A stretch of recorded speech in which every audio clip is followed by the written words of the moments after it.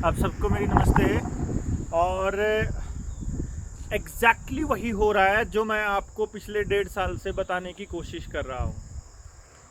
बहुत बार मैंने आपको ऐसा बोला कि इन लोगों ने जो लाल डोरा तोड़ा था उसका एकमात्र मकसद था आपकी ज़मीनों को अपने नाम करके उसके बाद नीलाम करना, उसको बेचना। आज कल उससे पहले हरियाणा सरकार ने नोटिफिकेशन बाकायदा एडवर्टाइजमेंट करके सरकारी स्कूलों की ज़मीनों को नीलाम करने के विज्ञापन दिए हैं, जिसमें गुड़गांव के कुछ स्कूल्स हैं, बहादुरगढ़ के कुछ स्कूल्स हैं और अलग अलग शहरों के कुछ स्कूल्स हैं, जिन स्कूलों को पहले ये किसी दूसरे स्कूल में मर्ज कर चुके होंगे।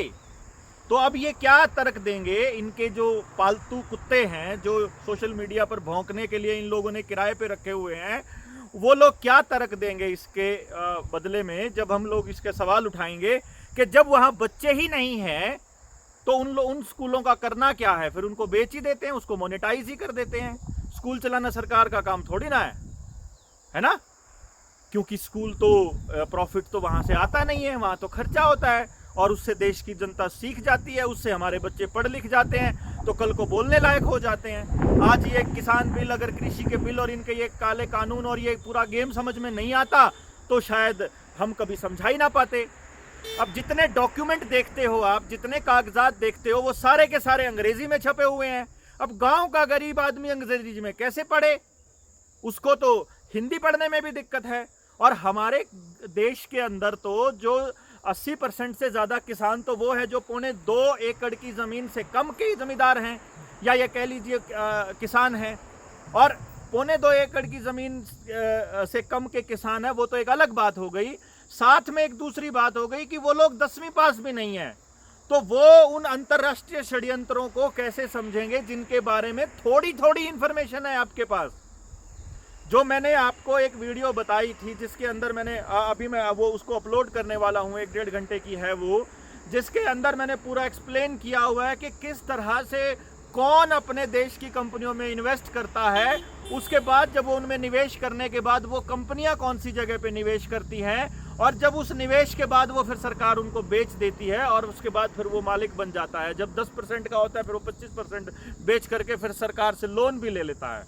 पैसा हमारा, मतलब आप देखेंगे आज का जो विज्ञापन है जिसके अंदर अलग अलग स्कूलों को बेचने की बात करी गई है, उस विज्ञापन में नीचे एक लाइन में लिखा हुआ है बैंकों से ऋण सुविधा उपलब्ध है। और ऋण किसको मिलेंगे? जिसकी क्रेडिबिलिटी होगी। क्रेडिबिलिटी किसकी होगी? जो बड़े संस्थान हैं। भाई आपको कोई 10 करोड़ की जमीन है, 50 करोड़ की जमीन है, आम आदमी तो नहीं खरीद पाएगा ना वो। तो फिर वो जो पालतू कुत्ते हैं वो क्या कहेंगे कि भैया अब ये जमीन नीलामी के लिए सरकार ने विज्ञापन निकाल दिया, फिर मत कहना कि अंबानी ने खरीद ली। अंबानी को कैसे देते हैं? मतलब एक बैंक का कर्जा उतारने के लिए दूसरा बैंक दे देता है। आपको मैंने वो एक बात बताई थी जिस टाइम पे रुचि सोया का एग्जाम्पल दिया था कि किस तरह से 18,000 करोड़ के कर्जे को सिर्फ 2,000 करोड़ से भी कम में ही सेटल कर दिया जाता है। दिवालिया कंपनी को खरीदने के लिए किसी दूसरी कंपनी को बैंक लोन दे देता, वही बैंक, सेम बैंक, जिस बैंक ने दिवालिया घोषित किया वही बैंक किसी दूसरी कंपनी को, और दूसरी कंपनी को भी नहीं, उसी बाबा रामदेव को, बाबा रामदेव की ही एक कंपनी दिवालिया होती है, उसको उसका 18,000 करोड़ का ऋण जो है वो 2000 में 3,000 करोड़ में माफ कर दिया जाता है, दिवालिया करके उसको नक्की कर दिया जाता है, एनपीए घोषित कर दिया जाता है। फिर वो दिवालिया कंपनी अपनी बिक्री निकालती है और उसको बाबा रामदेव की दूसरी पतंजलि खरीद लेती है, और उसके लिए लोन भी वही बैंक देता है जो पहले उसको दिवालिया घोषित कर रहा है। तो आपको ये खेल नहीं आएगा समझ में। आपको सिर्फ सीधी भाषा में एक बात बता दूं कि आप अपने गांव की वो जमीन बचा लीजिए जो आपकी है। गुड़गांव पहले गुड़गांव होता था, वो इतना बड़ा डेवलप्ड शहर नहीं होता था। वहां पर मौजूद जो सरकारी स्कूलों की जमीनें हैं वो करोड़ों रुपए की हैं, और उन जैसी जगह पे जो हमारे गांव की भी जमीन, अगर स्कूल की जमीन देखे जाए 10 एकड़, 20 एकड़, 15 एकड़, 8 एकड़, 7 एकड़, 5 एकड़, 1 एकड़ भी हो चाहे, वो भी लाखों करोड़ों रुपए की जमीन है। उसको इस तरह से अपने हाथों से मत जाने दीजिए। वो आपकी ज़मीनें हैं, आपके पुरखों की ज़मीनें हैं। आपके पुरखों ने ये सोच करके वो ज़मीनें दी थी, कहीं दान दी थी, कभी पंचायत ने दान दी थी कि हमारे बच्चे पढ़ लिख करके यहीं पर पढ़ लिख के हम लोग अपने बच्चों के लिए एक बेहतर समाज बनाएंगे। और हम उन ज़मीनों को नीलाम होते हुए अपनी आंखों से देख रहे हैं, बल्कि उसमें हिस्सेदारी दे रहे हैं। हम बोल नहीं रहे हैं। वो स्कूल जब बंद हो रहे थे, आपको ये बात समझ में क्यों नहीं आती कि प्राइवेट स्कूलों के अंदर धंधा होता है, वहां पर पढ़ाई नहीं होती है। प्राइवेट स्कूल आपके बच्चों को एक मशीन और गुलाम बनाने के लिए तो तैयार कर सकते हैं, लेकिन समाज को कैसे बच्चे चाहिए ये सरकारी स्कूल डिसाइड करेगा, आपका स्कूल डिसाइड करेगा। आप अपने स्कूल के लिए तय करिए। मैं पिछले 15 सालों से और लगातार लोगों को बोल भी रहा हूं, 15-20 साल से, और पिछले 5 साल से तो मैं कॉन्टिन्यूअस परमानेंट गांव-गांव जाकर के लोगों को समझा रहा हूं। अपने पास वो टेक्निक है कि हम अपने गांव में 100% एम्प्लॉयमेंट वाला एजुकेशन सिस्टम तैयार कर सकते हैं। ये लोग हमको गुलाम कब बना सकते हैं? जब इनके हाथ में हमारी रोटी होगी, जब इनके हाथ में पैसा होगा। अगर हम अपने गांव के जीने का सलीका इस तरह से बना लें कि पैसे और रोटी के बिना भी हम लोग गुजारा कर लेंगे, हम अपना अन्न अपने आप उगा लेंगे। हम वो बांझ बीज क्यों लेकर के आए बाजार से, जो दोबारा से बीज बनता ही नहीं है? हम उसको क्यों उगाएंगे? हम अपनी ऑर्गेनिक खेती करेंगे। मैं आपको ये कहने की कोशिश कर रहा हूँ, आपको अगर गुलामी से बचना है तो आपको अपना गांव बचाना होगा। गांव को शहरों की तर्ज पर विकसित होने से बचाना होगा, क्योंकि गांव में अगर गैस पाइपलाइन, अगर वाटर, अगर पानी का कनेक्शन, अगर बिजली का कनेक्शन प्राइवेट हाथों में चला गया तो आप इनके गुलाम कन्फर्म हो जाओगे, बिल्कुल पक्के हो जाओगे। तो मेरी आपसे गुजारिश ये है कि एक तो अगर पुराने इक्विपमेंट आपके पास पड़े हुए हैं, अगर पुराने वो टेलीविज़न और पुराने वो, क्योंकि आने वाले टाइम में बहुत बड़ा एनर्जी फेलियर होने वाला है, बहुत बड़ा एनर्जी फेलियर। मतलब आपकी बिजली गुल, आपके टेलीविज़न गुल, इंटरनेट के ऊपर जो है, आपने बहुत दिनों से एक वीडियो सर्कुलेट कर रही है जिसके अंदर पुलिस वाले आपको माइक पर ये बता रहे हैं कि 140 वाले नंबरों से कॉल आए तो उठाना मत, आपका बैंक बैलेंस जीरो हो सकता है। ये बैंक बैलेंस जीरो होने वाला जो कांड है ये सरकार करवा रही है बेसिकली, क्योंकि आने वाले टाइम में उनको डिजिटल करेंसी इंप्लीमेंट करनी है। ये जो एक फर्जी महामारी ला करके आप लोगों के ऊपर टीके लगाने के प्रतिबंध लगा रही है, इसका एकमात्र कारण है आपको गुलाम करना है। आप अपने बच्चों को गुलाम होते हुए अपनी आंखों से देख नहीं रहे, बल्कि उसमें शामिल हो रहे हो षड्यंत्र में।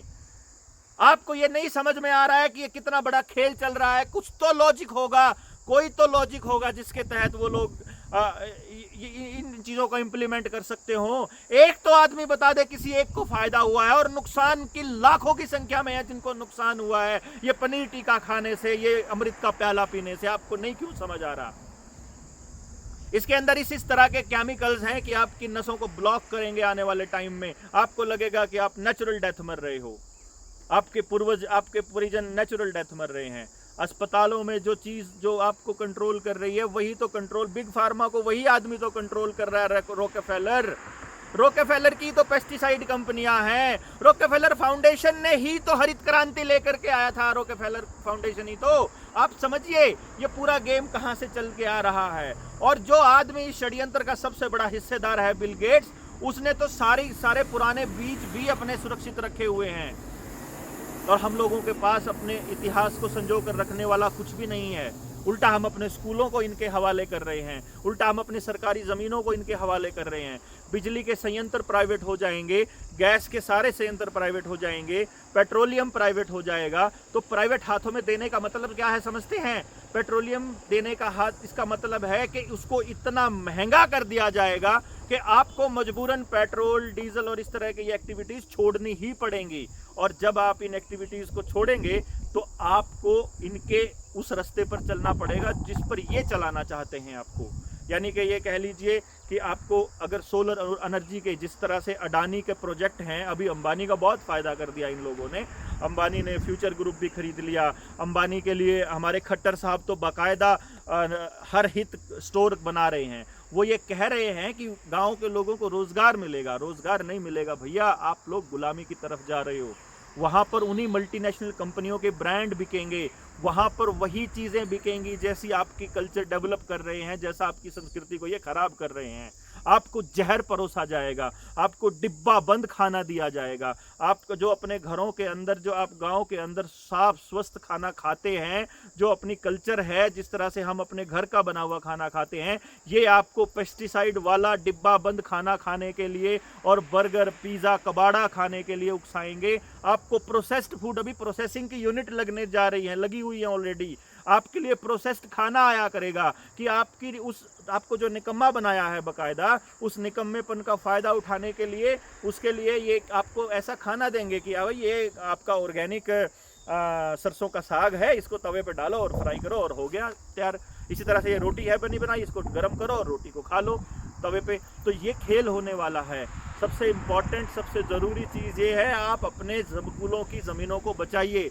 हर ग्राम पंचायत, हर नगर पालिका के चेयरमैन के आगे, उसके प्रधान के आगे पहुंच जाइए अपना रेजोल्यूशन लेकर के कि हम लोग आए हैं और हमारा भी कोई ज़मीन नहीं बिकेगी, हम कुछ भी नहीं बेचेंगे। ये ज़मीनें बिक गई तो आपके बच्चे गुलाम हैं।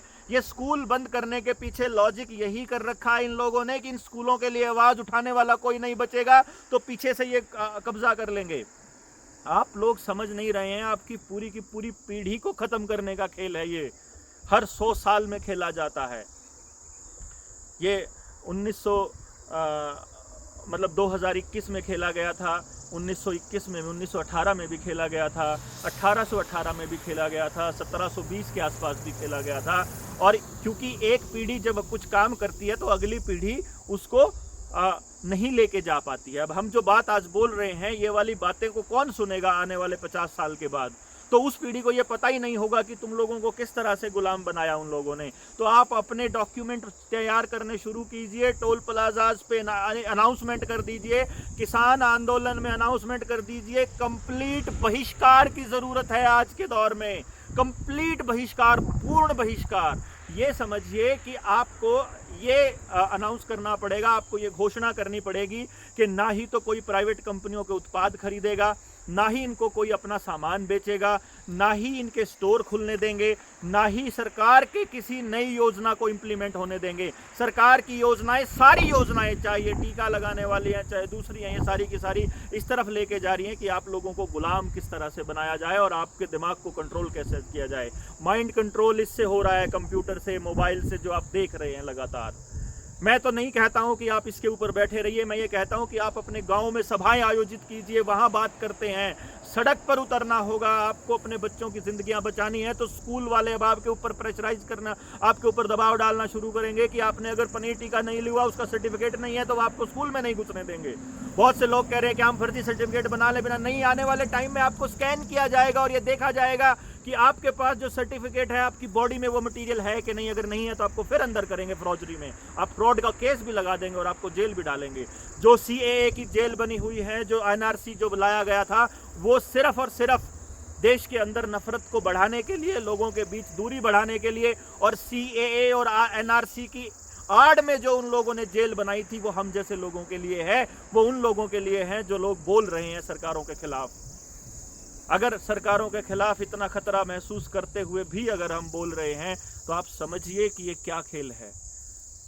ये अगर इतना आसान होता और इतना समझना इतना इजी होता तो हम लोगों को नहीं आना होता। हमें मालूम है, गांव का आदमी इतना भोला है, या कह लीजिए कि वो उसने बाहर दुनिया नहीं देखी है, वो इस षड्यंत्र को नहीं समझ पाएगा। मोटे मोटे तौर पे इतना समझ लीजिए कि ज़मीन बेच करके गाड़ी लेने वाला काम हो रहा है, तो आपकी औलाद वो निकम्मी है या कैसी है।